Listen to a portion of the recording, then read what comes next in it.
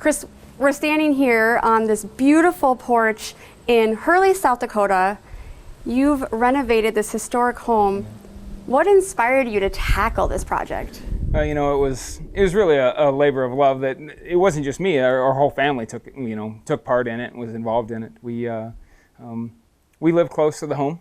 I've always been in love with this house, and it was falling apart. It needed some love, and we had the opportunity to buy it in 2017, and we jumped on it. And it's more than just restoring this home. It's restoring and preserving that neighborhood you live in. Well, it really is. You know, you see in a lot of these small towns where places start falling down, they don't get fixed up. You know, it's not good curb appeal for your town. It doesn't do much for your property values. It's just nice to see things being done, see things being renovated, brought back to life. I'm big on history. As much as I love building new homes, I would much rather see something old get redone. And really lift everything up around it. Oh, absolutely. It does. It really does. Well, we're going to go through this house and you're going to show us some of the work and labor of love, but we're not going to go through the front door because you tell me that the story of this home really starts on the other side. It really does. All right, let's go take a look. Let's go. So Chris, all the history of this house starts right here. It does. When Turner County was originally settled, the county seat was up at down at Swan Lake. So long story short, when the Swan Lake town kind of dissolved, they picked up all the houses and they moved them to the different towns around. Well, this piece came from Swan Lake in 1890 and was set down here. Then the rest of it was added onto it later down the road. We figured it was built somewhere around 1860. But yeah, and it's amazing when we were tearing into it just to see all the history behind the walls, the different remodels and all that stuff. It's just really fascinating. And it's a lot of that history that you have kept with the house, even if it wasn't in the way it was used before, right. It stayed with it. Everything has a memory for you. It does. This door behind you is interesting. Yeah. So, you know, it's kind of funny. This door, it's about a foot off the ground right now. It's only about a 6-foot door. There was a small little tiny closet bathroom in what is now the kitchen. And that was the door that was on that bathroom, and that bathroom was big enough for, you know, about a toilet and a sink and not much else. Someone your height couldn't even get into that room. Right, yeah, no, I had to duck. But no, we tried to preserve as much of the original history and keep as much of the original stuff here as was here when we got here.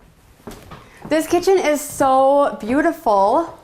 It's just fresh, and I love the kind of the vibe you get, kind of farmhouse in Hurley, South Dakota. Yeah. Now, this is where that door was? You know, it is. It's funny that just the size of that countertop right there is literally how big that bathroom was. And in that exact location, and the door was right here. It was a squeeze. I love the way it looks now. And I have to think that when you're doing a project like this, it's got to be tough to decide what goes, what stays, how am I going to change this around and make it, you know, functional today, but... Right. Well, and that's just it, you know, and Amy and I had a lot of conversations about that. You know, you want to preserve the character of the house, but you also want to make it functional in today's, you know, world, today's design. People like open concepts. So I think we've done a pretty good job of, you know, getting an open concept, but still retaining that farmhouse, old school feel. So the whole thing that sold us on the house was this area right here. When we walked down this hallway, I mean, it was covered in carpet. House hadn't been lived in 5-6 years. So, you know, it was in need of some love. But we walked in here and saw this woodwork, the newel posts, you know, the trim around the stairs, the spindles, the handrails. They just don't build stuff like this anymore. And I wish you would. Chris, let's go upstairs. I can't wait to see what treasures are up there. It's good stuff.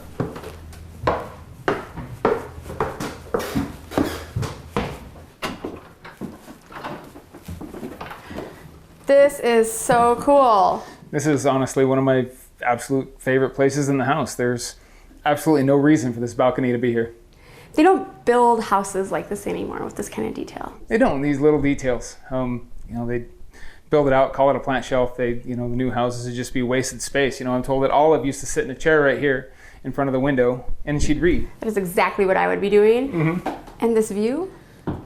yeah, the looking down on this woodwork, this stairwell, and all the years of love and abuse and everything else it's gone through and how well it cleaned up, it just, I don't know, it makes my heart happy to see it. Okay, this bathroom is so cool. So cool.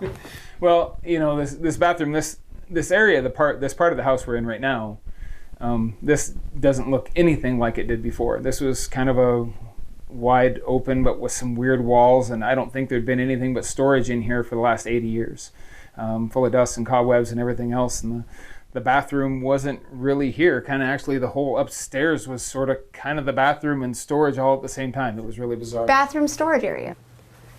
So we're coming into yet another room in this great house, and I feel like everywhere we go, there's a new room, another level, and another door. Another door. There's doors everywhere. You know, the neat thing about this door and this little room is there's not much on the other side. It's just a closet now.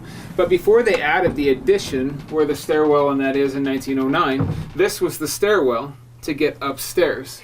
I love it. It's so fun to kind of see on the inside and really hear the history and see how you've preserved every little thing along the way in some way, even just sometimes in the story. I wish we had more time to tell the whole story.